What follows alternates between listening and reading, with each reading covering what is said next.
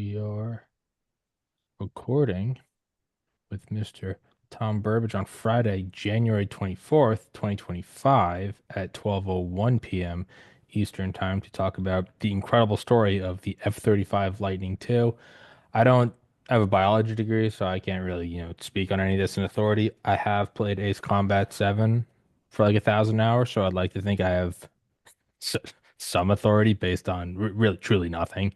Um, but for anyone even tangentially kind of aware of air power in general, knows sort of, I guess, the zeitgeist meme of the F-35 is a boondoggle. It's a, massive overruns, over cost, over budget, and that it's just a grift and that it's not nearly as good as. But I think your book pretty well elucidates, even to the common man like myself, that no, it's not the F-22 Raptor, but the F-22 Raptor is not meant to do what the F-35 does, and vice versa.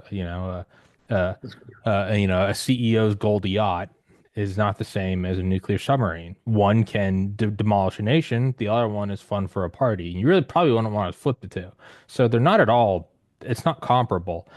And what you go into about really it, my best conclusion, as someone without any education in this, is that the F-35 is the front of its class for what it does, and it also operates as a node for all other assets in the region, not even the region, I guess satellite, it's globally, and that is a giant game changer. So I'm going to stop rambling. And if guys, if you're listening, please go into the description. You can find the link to the book. I listened to it on Audible. It's a fantastic listen. You don't need to be an aviation expert. But Mr. Burbage, could you please introduce yourself and then we'll just kind of go whichever way. Sure, Tommy. My name's Tom Burbage. I was a Naval Academy grad, Navy pilot for 25 years. 14 of those years, I was a reservist and also working with Lockheed Martin. And I went through my entire Lockheed career, 33 years in the aeronautics branch, and had the great fortune of running both the F-22 and the F-35 programs for Lockheed Martin. For a very short time, I was the president of a company in Marietta, Georgia, which was in a consolidation sort of downsizing phase, and then centrally located in Fort Worth, Texas, where I spent the last 13 years of my Lockheed career. I retired about 10 years, still stay close to the F-35. I have a lot of friends that are flying it, a lot of test pilot buddies that did a lot of the testing on it. And it's been a remarkable journey. And that's what the book was meant to do, was to tell the human journey of a program that probably we won't see this scale of a program again in our lifetimes. But that was the purpose of the book, and appreciate your reading it and the chance to talk to you about it. Absolutely, man. Yeah, no, I lived in Georgia for a while. My older brother did research at GTRI, Georgia Tech Research Institute, and one of my favorite books is Skunk Works by Ben Rich. Do you think the reason we'll never see something of this scale again is because in the past, like that meme where it's like it's like a picture from like 1999, and there's like a giant jukebox, like a car cell phone, like a CD player, like all this stuff, microphones and everything, and it goes, this now all fits in your pocket. Oh, sorry, hold on, somebody's talking.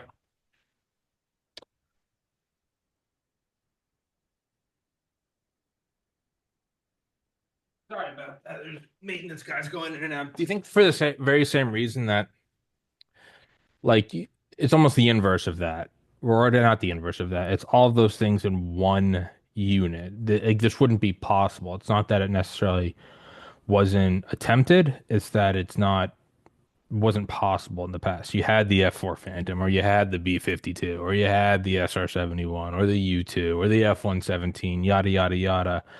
And that this is more of a, it might not happen again. It might just be this is a moment in technological history where all the waves are, sort of aligning and you can put it all into one package. And it hasn't happened before because it couldn't, and it might not happen again because it's not needed. Do you think there's any accuracy to that? I think that's a pretty good way of putting it. Actually, the Yeah. technology changes are part of life, and they do change the way you think about things. The unique moment in time of the F-35 was uh, we hadn't flown or fought as a single service or a single nation in 30 years. we have our closest allies fly the same general airplanes that we fly, but they're tailored for their air forces or their navies. And the interoperability is not strong, was not strong at the time. And the idea was maybe all three services, maybe technology is finally here where all three services could fly and fight in basically the same platform, but tailored to meet the unique operational needs that each service had. The Air Force takes off long runways, Navy takes off of ships with catapults and arresting gear, so different structural needs. Marine Corps forward deployed, often temporary runways, so the need to have a vertical landing capability. So those were what drove the differences in the airplane. But if I put all three of them in front of you, blindfolded you, stuck you in the cockpit, you wouldn't know which one you were in. They're all the same, basically. So now you can fly and fight together truly as a joint service and as an allied group. The other economic benefit of that is there are economies of scale Hmm. with platforms of that scale. And there's also burden sharing in terms of the cost of long-term peacekeeping or even combat operations. That in the past, the U.S. was pretty much alone equipped to do the first part of that, and then others could join as they could fit in. Now they're a single group. Not quite on topic, but maybe. Why is it that we've seen something like the B-52? Because in every other field, you either see, radical progression from the U-2 to the SR-71 or the F-117 to the B-2 to the B-21. You see radical, and you could say, well, maybe the B-52 was so radical it didn't need to be changed. But it's like, well, right before that, we had the B-36, which was bigger and, in my opinion, sexier. And it that was in service for such a short time, and it was such a monster. Then we went to the B-52, which I get, all engines versus props, but and then that's just, I mean, I understand why the B-52 is there. It's because you don't need to fix it. It's not broken, and you can just take chunks out and put new avionics in or make marginal, adjustments to airflow and stuff. But why is it? Because you couldn't argue that the U.S. is pinching pennies. Like we're very liberal with our defense spending, and I'm not some commie. I think it's awesome, but that's not like. But you couldn't you if just as a constructive idea, you could say, well, America's trying to save money. No, that's not the case because we will throw money at anything. The B-52 is not. It's not the B-20. It's not the B-2. I get. Then there's the change in price. Why has the B-52 been here forever and seemingly will be here forever, as opposed to something like in such stark contrast, like the F-35 or the F-22 or the next generation air dominance or whatever? There's a there are some iconic airplanes. You mentioned a number of them in what you just related. C-130 is another one, built in 51, still building them today with modern propulsion systems. So technology comes along. When you look at air power, there's a high threat environment that requires a different type of technology as air defense systems become more sophisticated. Um, Older airplanes in the early days of conflict, when those air defenses are up and running, are vulnerable, may not ever get to the target, may not survive. So technology drives the leading edge group of airplanes that are going to go in and basically be effective in the early days of a conflict. Some aircraft, C-130 particularly, B-52 is another one, just seem to fit and for longer periods of time. So where do they get their improvements? I mean, they're either a unique box size, which the C-130 and the B-52 both are. They both could carry a lot of stuff. And then the upgrades and the technology improvements are in the navigation systems and the propulsion system and the things that go on the airplane. But the basic box size is good.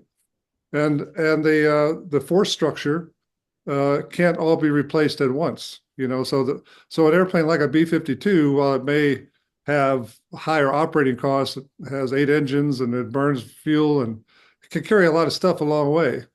And so it forms some foundational element in the force structure of the U.S. Air Force. Another one was the F-111 that Hmm. Australia flew until maybe 20 years ago. Air Force only flew for a short period of time. So airplanes are designed, requirements are made, airplanes are designed, developed, tested, and then put in service. In the meantime, technology is turning over much faster than that period of time. you may have a new requirement. F-117 is a good example. The element of stealth in order to defeat radar systems that were set up to basically take down the current generation of airplanes. So as technology has improved, if you look, you mentioned the F-22 and the F-35. That's another good example. Those airplanes are 10 years apart in terms of their technology freeze. Okay, that when the F-22 came along, it was an air dominant fighter meant to replace the top dogfighting type airplanes when that was the way warfare was conducted. It's still a King Kong. It's been adapted to not only win the knife fight in the phone booth scenario if it comes up against another airplane, but also to penetrate deep defenses. And it has the other dimension of survivability, which is high altitude, high speed, much higher than the F-35. So F-35 came along. It flies in groups of 4 or 8 or more. It's a wolf pack type of a scenario. But what sets it apart, as you mentioned earlier, is its unique ability to operate as a node kind of on the global internet of combat. I had never really thought of that explanation, but no, that makes sense, right? It's I would imagine like Delta Force gear probably evolves a lot quicker than say just, an occupying Marine force. And it's because you have to be at the bleeding edge of thermal cloaking and silencers and, IR spoofing and getting in there. And that's to defeat the outer edge of defenses. And then once you move forward, you kind of don't need Delta Force to hold, I don't know, Baghdad for 10 years. That's when you can roll in, a bunch of MRAPs, a bunch of guys with M4s that are 30 years old. And yeah, so it's probably F-35, F-22 picks apart. And then once you've picked it apart, yeah, the B-52 does just as well in the present day as it did, over Vietnam. I never really thought of it. So yeah, no, that would make sense then. And your force structure gets stretched. If you look at today's situation with the Ukraine, Northern European issue, now all the countries that surround that area are F-35 Hmm. operators, soon will be. So they can truly fight as kind of a NATO force, as a group force.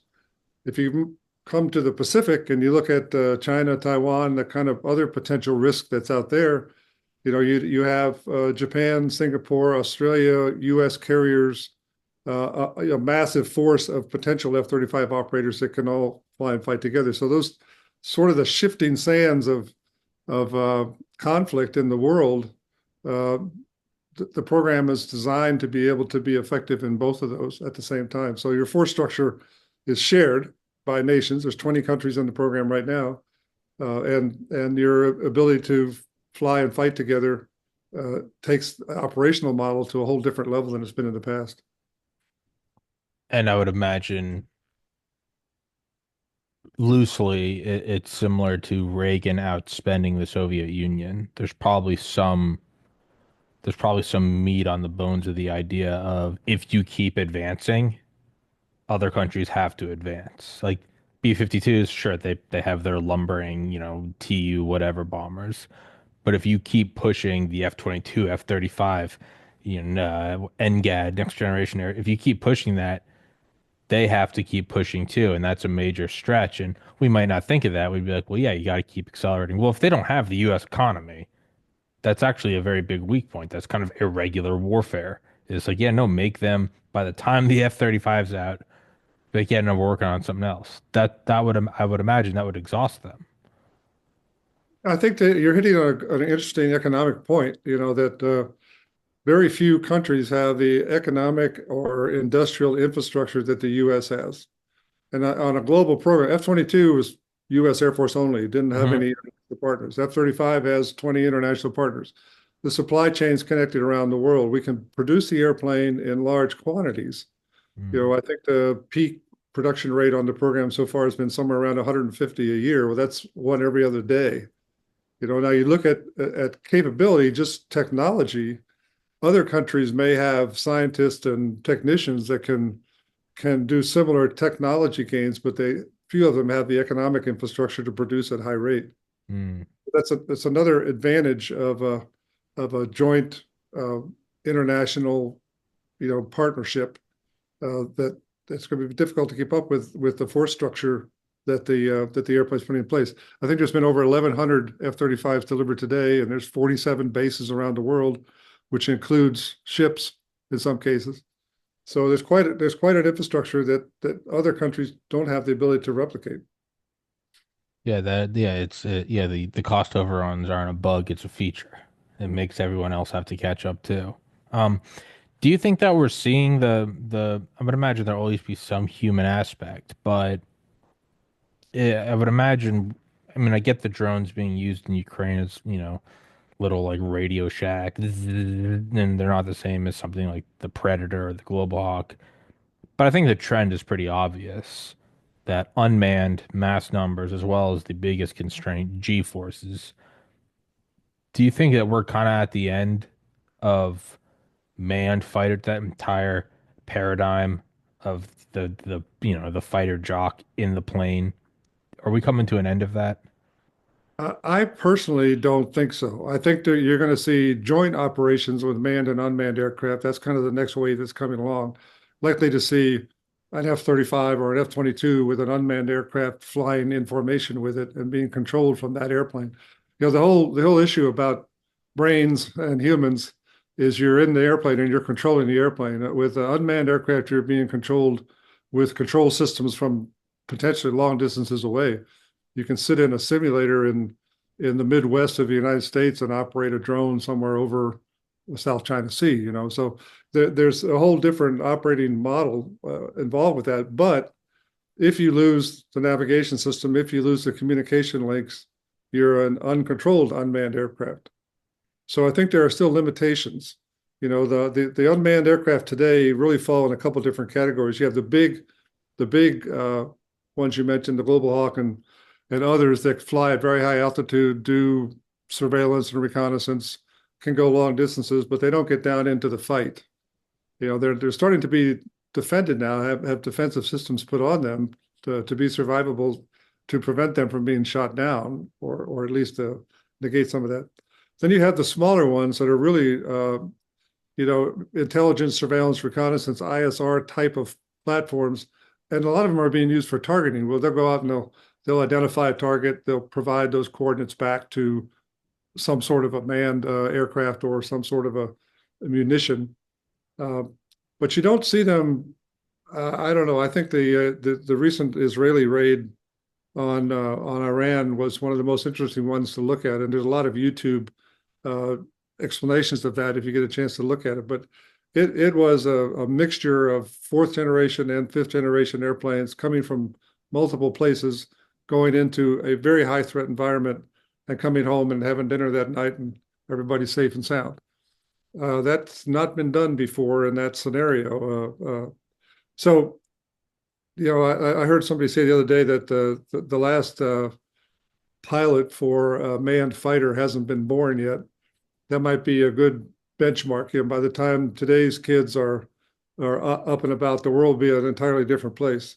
I think a lot of the discussion you're reading about the NGAN, next generation air dominance types of concepts are more linking capabilities together than they are a specific platform that you can watch out and touch and climb up on and get in. Okay. How do you leverage the capability of all these different assets? Okay, so it's more of a concept as opposed to an actual craft. It's And I, it's and an I idea. I don't have any insight into it other than what I read. I don't know that for sure, but my sense is that they're, with AI and some of the simple tools you can get now on at the App Store, Chat GPT and those kind of things. It's incredible the amount of advancement you can make in areas that used to take us a long time. I remember the first time I was working for Lockheed at the time, and we were in the early days of the F-117 before it was really out of the closet yet. It would take a Cray computer a week to calculate the angles on that airplane to make sure it was stealthy and the dimensions that wanted to be stealthy. And now you can do it you have more software on your phone, as you said. So Yeah. I have to ask, and you blink twice if blink twice if you're in danger.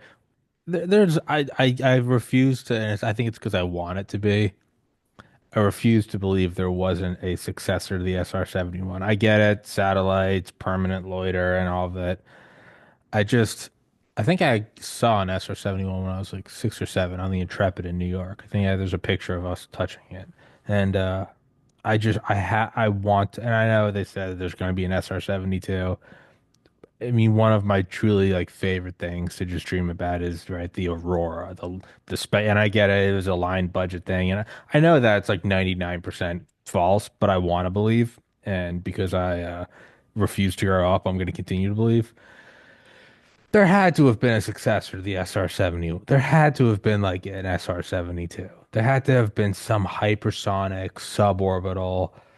Again, blink twice if there's a gun to your head. But I mean, is there anything there? It's, if you got to pull the plug on the internet, I get it. But Yeah, no, I don't know personally, what's out there in the classified world, but so I know there's a classified museum that's open that you can go into up at Wright-Patterson Air Force Base that I went into one time, and there's some really interesting oh yeah, vehicles in there. But the trick, it's a multi-dimensional trick, and probably the hardest part of that, triple sonic or faster hypersonic type flight is just the propulsion system. And then when you get out at those speeds, you get into all other kinds of structural challenges and skins melting, and you can't have a glass. You saw Tom Cruise in Maverick, yeah, at the windows that you're basically looking through cameras. F-35s is a good forerunner of that. We have 6 cameras on the outside of the airplane, two that look forward, up and down, and two that look backwards, and two that look out on the side. And the software allows you to knit all of that yeah, imagery together. So basically, you're looking through the cameras. You're not really looking through the windows when you're using that system. So you can get around those limitations, like sure, heat and things like that. But it's still to get out to those very, very high speeds, you got to have multiple types of engines, that take you through various speed regimes. yeah, Uh, that's really the super challenge of that. I think Ben Rich, you mentioned earlier, the general manager of the Skunk Works for a while, was the guy who invented the propulsion system on the SR-71. That was his engineering fame, and then it later became the head of the Skunk Works. But moving that big spike in and out. I don't know if you know how the system works, but with those engines being displaced out on the wing, if you lose an engine going Mach 3, lose one engine, the airplane will do a complete cartwheel. yeah, They have a thing called inlet unstart, where if it senses one engine going out, it fails the other one. yeah. And then pilots used to hate that because they said it like I think weren't pilots getting like black eyes? I know the story in Skunkworks is one of the pilots went into Ben Rich's office and because I guess he said like the unstarts aren't a real problem, and he came in and he slammed his helmet down with the cracked glass on it and said this is a problem. I think the legend goes he's like Ben Rich, like you need to go fly in it. And he was like fine, and then he like chickened out beforehand and was like okay, we'll figure out the unstart program. Well, yeah, I know all that, yeah, and it's Yeah. yeah, no, There's it's another, there's another one I can give you, another sure. interesting, it's a sideline on things pilots don't like.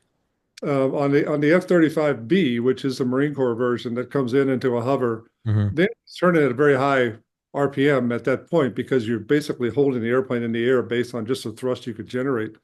There's a little bit of margin, but it's in the high 90%.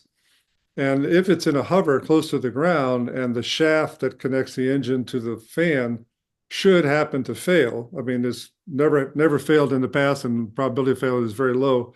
But if it does, the airplane will tumble faster than a human can react to eject. So in that mode, at that point in its operating environment, there's an auto eject. Oh God. The airplane will eject you Oh God. to save your life. And there was a YouTube video of an airplane that had one of the production airplanes on the flight line in Fort Worth, where it started going out of control and it shot the pilot out. But pilots don't like that. They don't like uncommanded ejection. So, No. but that's the way it is in that airplane in that particular operating environment. Normally, up and away, it's the same as every other airplane. But Sure. Yeah, I can imagine you don't like it until it happens. yeah, And then you realize if it didn't happen, you wouldn't be here to be complaining about it. right. I would imagine it's probably like an airbag. You're like, yeah, I really don't like the fact that that thing like, gave me a black eye and busted my lip. It's like that, or your Yeah. steering wheel would have been a claymore and killed you. So it's one or the other. Yeah, no, it's just some of those X programs are just they're just so sexy. The dinosaur from the 50s, that's more of like a rocket. And I guess there is a certain point where, when is it no longer an aircraft and when is it a space vehicle? Because at a certain point, you need to go higher in the atmosphere, lower less air, go faster. You gotta have less heat shielding, and and then the Earth is a globe, so you can start cutting corners. At a certain point, you're kind of not really an aircraft anymore. I mean, the SR-71, what, 70, 80, 85,000. That had the D-21, I think, which would maybe go up to like 90. The X-15, again, not really a plane, kind of like a Roman candle. That would go 300,000, but at that point you can't, I don't think, realistically call that a plane. It's got a limited thing. It's skids. It's a rocket. It's made out of like Inconel. It's At a certain point you kind of, I guess, sort of, you're no longer an aircraft. You become a spacecraft, and that's how I know I don't have like a rational take on aviation. Because I'm like, no, it's got to be an aircraft. I don't want it to be a rocket. It's like that doesn't work in national security. Like no one cares. I think Ben Rich, it might have been, maybe I'm confusing books, that early on Curtis LeMay like did not want to give up the B-36. He was like, big chrome bombers are, what the Air Force is about, being a World War II bomber himself. And then he finally came around to the quantum leap that was missiles. It's like, dude, no pilots anywhere in the world, 30 minutes. We can store them in concrete bunkers. They come in from orbit. At a certain point, you have to put aside the romance of it, the bomber, or, the Tom Cruise fighter jock, and look at purely, uh, I suppose, power projection and lethality. So that's also how I know that I'm not like realistically based in this. I'm more concerned of like how fun is it? It's like, yeah, I don't think that works in the Pentagon. Like, I think I'd be thrown out pretty quickly. But yeah, I Well, don't know. like what you're describing is really you're emphasizing the propulsion challenge. You at some point you go from an air breather to a rocket. Yeah. And one of the great projects I had the fortune to work on after I retired for just a short period was trying to develop a single stage to orbit vehicle where you could sit on a runway and SSTOs, the sexiest planes ever. Yeah. take off like a regular airplane, and then at some point you'd light the rockets and you go ballistic. Oh, those steal my eyes. I think I have a YouTube playlist just called SSTOs, and it's just all animations of. Sorry, I interrupted you, but you got to work on one? Well, there was a project that was it was a commercial project actually with um, two companies were competing. The one I was working with was called X Core, and it was trying to take a commercial have a commercial astronaut program where if I'm the instructor and you're my student and you have lots of money so you can buy a ticket, then you and I would sit on a runway in a small airplane and we take off like an airplane, and then as we lifted off, we'd light the we our propulsion system would change over and we would go past the Kármán line, which is the Hmm. official line that goes into space. At that point in time, the engines would burn out and you basically dead stick it like a space shuttle back in for landing. But you have officially been in space, and I can hand you a certificate that says You're you're an now astronaut. an astronaut. And there was another competing Richard Branson and the Virgin Virgin Galactic Galactic. guys were competing with a different concept where they would take 7 people at a time. They'd hang it under the belly, they'd fly up on a mothership, and then they would drop it, and it would do its thing. Part of that was the economic model. There aren't many people in the world that can afford $25,000 for a Yeah. 30-minute joyride, Yeah. But uh, but they were both out at the spaceport in Mojave in the desert. It was interesting because we were side by side in hangars working on these at the same time. That's so But cool. neither one ever got to flight. Yeah, the Rockwell Star Raker. That one was awesome. I mean, obviously never happened. Yeah, there is something about in like the subconscious. People just there's, I don't know. Maybe it's the endless progression that we're attracted to, bigger, better, faster. Mhm. Yeah, SSTOs, there's just something fun about them. And it's, again, rationally, it should be, well, what's your target? Putting cargo in orbit. It should be, what's the most cost effective, what has the, the highest success rate. But there is just that little like kid in you that's like, but I want it to be a plane. It's like it doesn't make sense, but we want it nonetheless. It's probably my favorite thing ever I discovered about Lockheed Martin was reading about the CL-1201, which I think I first heard about in 2018. And I heard about it and I was like, there's no way. Because I've always, with everything I do, be it podcasting or books or games, I just love hierarchies and better and better, better. And I'd always just been looking up like the biggest planes, like the Antonov 225 or the Spruce Goose or the whatever the one where they tied two planes on the sides, the really weird skinny one. Reading about the Lockheed Martin CL-1201 and then actually ended up paying for like a PDF on it. And I wanted to read it. And it has since kind of broken into there's a whole like YouTube community of animated planes that never got off the drawing board, but at one point were considered.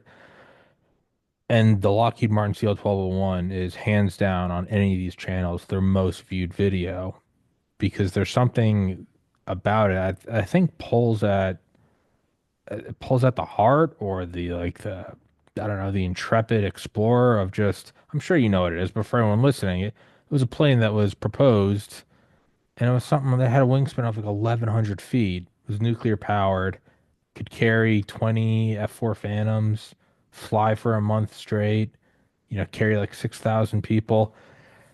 Is that is that ever gonna make some sort of reality, or is it just is it too much money? Is it too many eggs in one basket? If you shot it down, you could severely cripple the U.S.'s defenses in one go.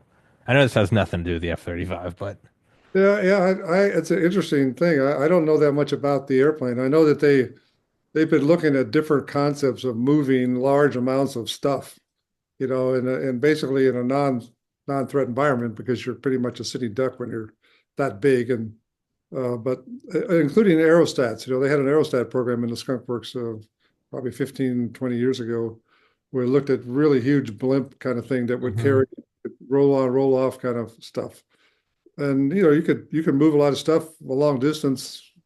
Took a while to get there, but um, so all these concepts, it kind of gets down to what's your requirement and hmm what do they want to spend the money on, and how much are those requirements going to change while you're in the development process trying to make your idea work. hmm Those are limiting factors in all these things. So that's why there's so many interesting airplanes that never got off the drawing board, or maybe got off the drawing board and got a couple flights. Yeah, Even the Pogo, you remember that one there where the airplane sat on its tail and yeah, they were trying to do early STOVL, short takeoff, vertical landing kind of stuff, but the airplane had to come up and they had to tilt over and fly vertically. But some of those things are just not practical, and or even a number of the early STOVL jets that the Soviets were working on had to use the afterburner to get enough thrust to come down to land, and of course it destroyed the earth underneath the airplane every time you tried to land it. So you can't, you have to. That's why F-35 doesn't use the afterburner in the landing phase, just because you destroyed decks on ships and everything else. It was interesting. When I was working F-35, we got an email or a letter one time from a Saudi sheikh that had a huge yacht of his own, and he wanted to buy an F-35B, just one that he could take out to his boat. We said, "Well, what's your boat made out of?" you know, that that's the coolest thing. That's the coolest thing. That's amazing. Because that would be in that kind of I guess community of just bigger, better, more, ostentatious, gold plated. Yeah, an F3, that really would be, yeah. man, man, that you would be so uncool if you only had a helicopter on your yacht. If you had like an all gold, chrome plated with Arabic writing on the side and come in and you drop down with speaker systems and lasers. Yeah, no, that's that's awesome. Not too Uh, practical, but it was an interesting concept. oh, that would be so cool. And then, yeah, it's what are the requirements? It's like in this doing this podcast. I'm over 5 years into it. At first, I did it on a laptop, and it would overheat, and it couldn't get enough resolution. I couldn't connect a microphone, so or I could connect the microphone but didn't have a good one. So the next step was getting something and plugging it in and better camera. And then finally, once I had made enough money off the show, was getting a better computer that could process it, upload it live at the same time. And instead of taking 4 hours to, export it in iMovie, it takes 10 minutes. The next step is like a $50,000 computer that could get that down to 1 minute, but the resolution's no better. And if I could go from 4K to 8K, no one has an 8K phone, no one's watching it in 8K, and 95% of people listen anyway. So there is sort of it's do you want this or do you need this? And if you Yeah, have unlimited fun, sure, go for have fun. But I've kind of had to like clip my own wings. I was like, I really want that Jaguar computer. It makes no discern. The difference between this and a laptop was huge. Better audio, better video. It could do it live. Hand, you could look at one episode, look at another, and be like, "That's the better computer." You can tell in a quarter of a second. yeah. You couldn't do that with the $50,000. And so you have to ask yourself, do you want it or do you need it? Which one fulfills it? And maybe if you could afford the $50,000 computer, wouldn't it be better to buy 10 of these and then hire nine other podcasters and make a business if the end goal is to make money? So I would imagine there's some sort of similarity with that and aircraft. It's like, what do we want? What is the purpose? We could make one of these, okay, or we can make 100 of these, have them produced in nations all around the world, which also means that there are spare parts all around the world, and have a much more robust, well, what is the end goal? To ensure Western stability, trade routes, and being able to quench regional conflicts. Well, if the goal is to make something really fun and sexy, yeah, sure, go do it for a movie. If the goal is a practical thing, you want really you kind of want the most boring thing. You want the most reproducible, highest survivability, most replaceable, and ubiquitous platform. So I guess you do sort of have to sober yourself when you're doing something like that, which for me is wildly depressing, but I get it. Um, is there any way that the F-35, is it even possible to have a super long lifespan like a B-52, or is it back to what we said earlier that it's you constantly have to upgrade because that is the tip of the spear?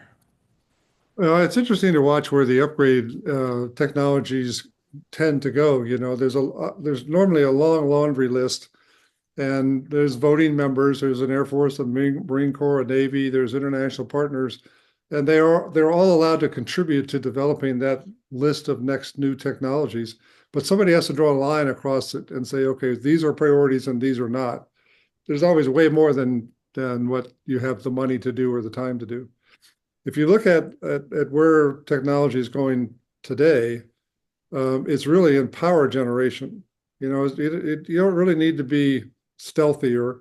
You don't really need to be. The radars are fantastic these days, but you need to be able to generate power, and that's kind of where and I don't mean thrust for an engine, but it's the engine that generates the power. It's more like directed energy type weapons. That's where technology is going. It's Hmm. more cutting edge stuff that requires, and if you're going to generate more power, then you have to generate more cooling because the heat that's generated by the power has to be constrained inside the shell of the airplane. So those kind of things drive you to, to fairly expensive. Everybody thinks software is the big thing. Well, we designed the airplane to be able to change software and add new weapons and things like that going forward in the future without having to start over again every time these software intensive airplanes. The F-35 has about 9 to 10 million lines of code in the airplane. And that's 5 times what's in the previous generation airplanes. Mm. So software is a big cost driver, but it's sort of designed, architecture sort of designed to try to minimize that cost. It's really how do you put these other technologies and capabilities in the airplane without having to start over in the basic design of the airplane. That's what drives you. But the other thing we did on F-35 was a tactical aircraft that pulls G's and stresses structure is designed for a lifetime of a certain number of hours. Historically, that number has been somewhere around I want to say like 6,000 hours. If you look at a current generation airplane, F-16, F-15, it's about 6,000 hours of flight time. And during that flight time, you would pull G's of a certain amount, but that's the life. On F-35, we designed it to 8,000. Okay, so the purpose of that was to extend the life cycle of the airplane. Now at the end of that time, you can go back and do a structural upgrade. Those tend to be expensive. Um, and you basically test the airplane to more than that in the fixtures and the jigs and the rigs and stuff. It takes several years to run those lifetimes out to make sure that you've designed the airplane properly.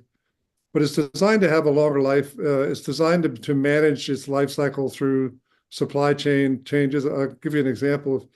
If the Marine Corps flies an F-35C, which is the Navy version of the airplane, and the Navy flies an F-35C, and the Marine Corps flies it off of land bases, and they'll go onto a ship now and then, but they're an integrated part of the air wing. And the Navy jets, getting 3 arrested landings a day and multiple catch shots, the structural life on the Navy version is going to run out sooner than the Marine Corps version. Well, they're the same airplane. If I can manage the inventory and move those airplanes around during their lifetime, I can probably run them, another number of years Uh, longer.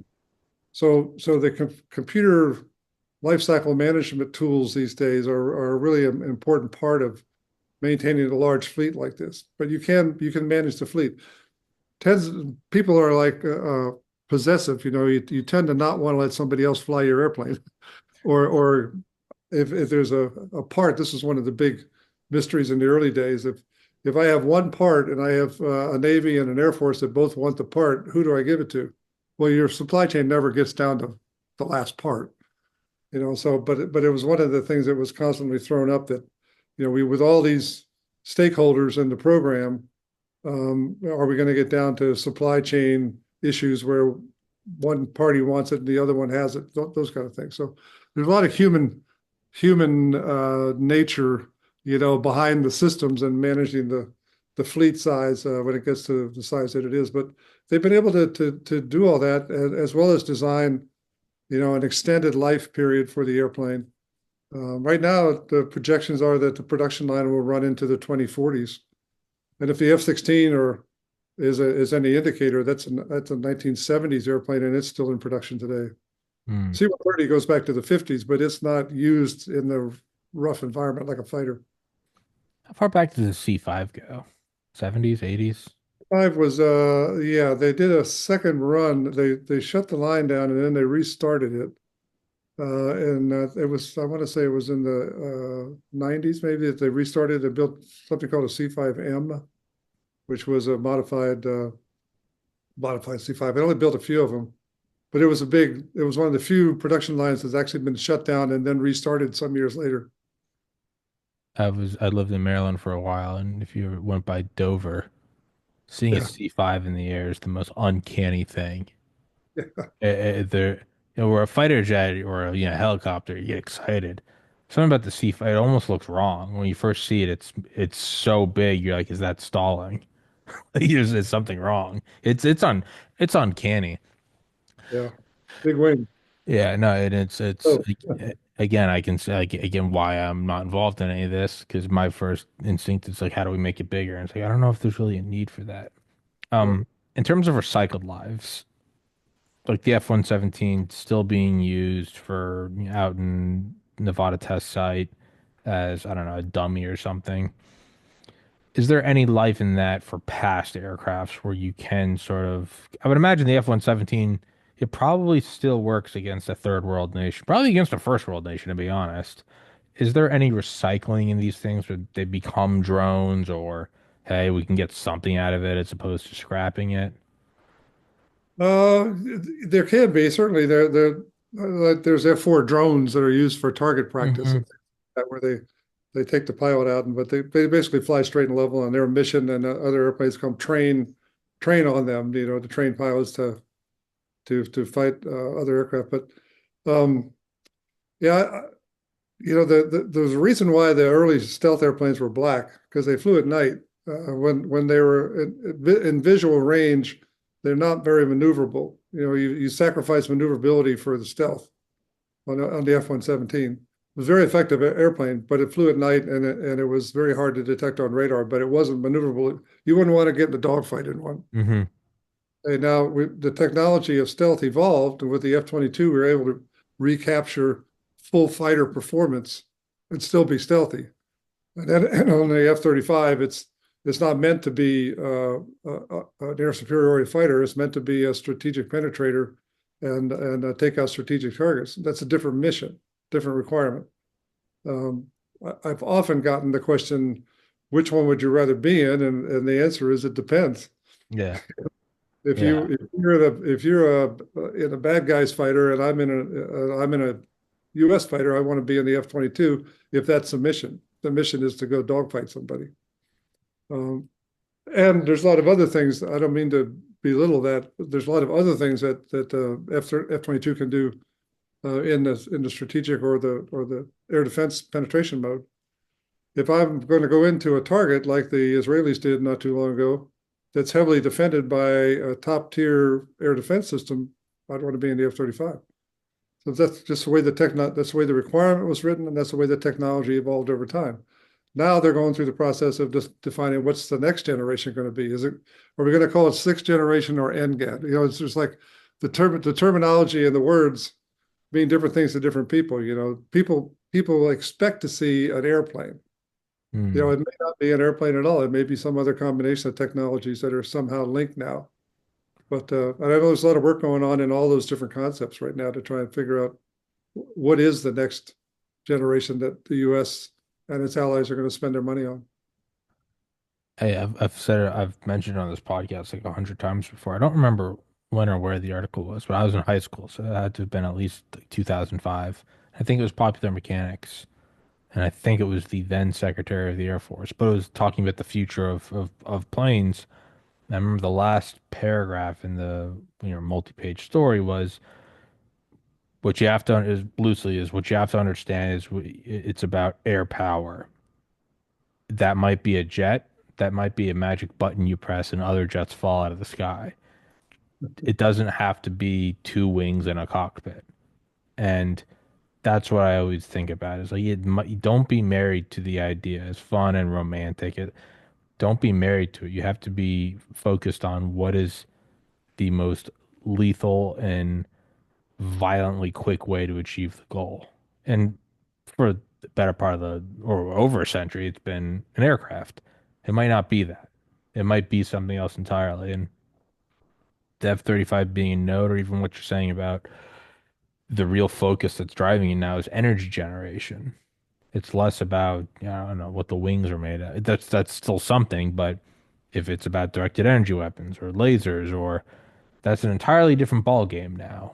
Where it's okay, what's strong enough to carry the best reactor? What's the smallest reactor we can use?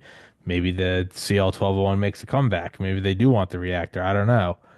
But it's to strip away what you want in terms of, I guess, emotional attachment and more of like what gets the job done. And, it's not as fun, but it's definitely I would imagine the way to move forward.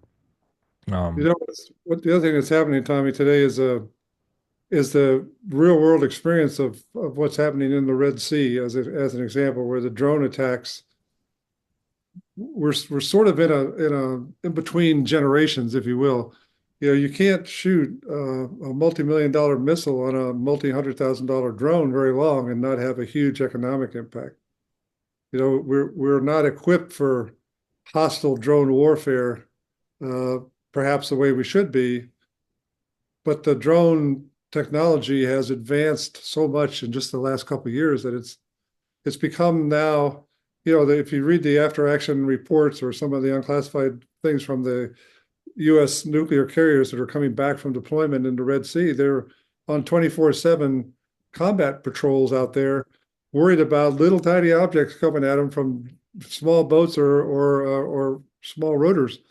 And that's not the environment that the supercarrier and its fighter air wing were designed to operate in. They're designed to attack, penetrate, destroy heavily defended strategic targets. yeah, So you're going to see I think you're going to see a lot of after action impact on future requirements. It's also very easy um, if you're not really steeped in some of these requirements and kind of what's happening in the technology world to make quick judgments. Why do we need a man in the airplane? Why do you carry all that air conditioning equipment around? Why do you need an ejection seat? We'll just make these airplanes expendable. Well, you're probably not going to make airplanes that are as expensive as they are expendable, whether you take the man out or not. So there's all kinds of quick kind of I read snap decisions being made by people that are awed by seeing a swarm of drones saying, well, if we can do that today, we can that's the warfare of the future. I don't know. You need to think your way through that. What are you really trying to do with those? Could those drones go 1,000 miles through four hostile countries and multiple air defense systems to reach a target? No. So it gets back to the argument. What's your real requirement? And how you Mm. define that, and how fast can you get the necessary solution for those needs? Yeah, I mean that would be effective.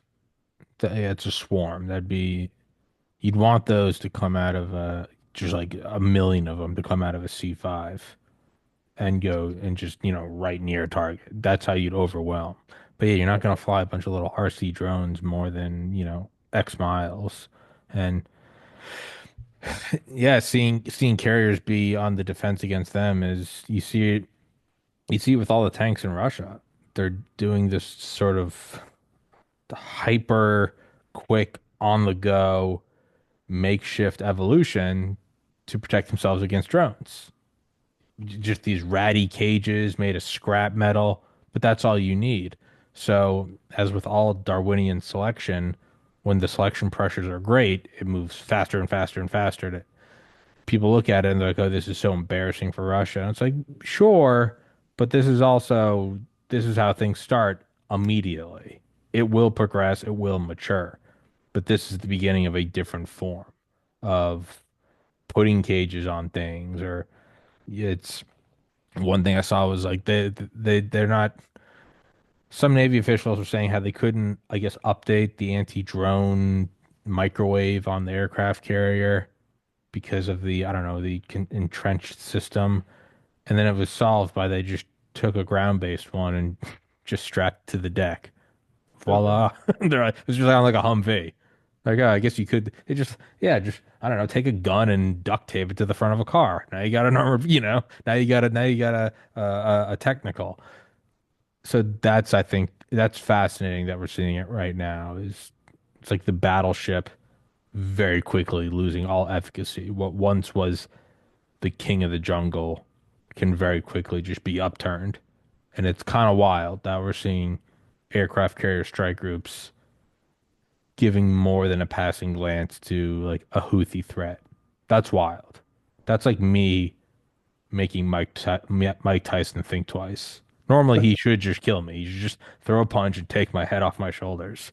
But if I have, I don't know, a taser, now you're kind of looking at me different.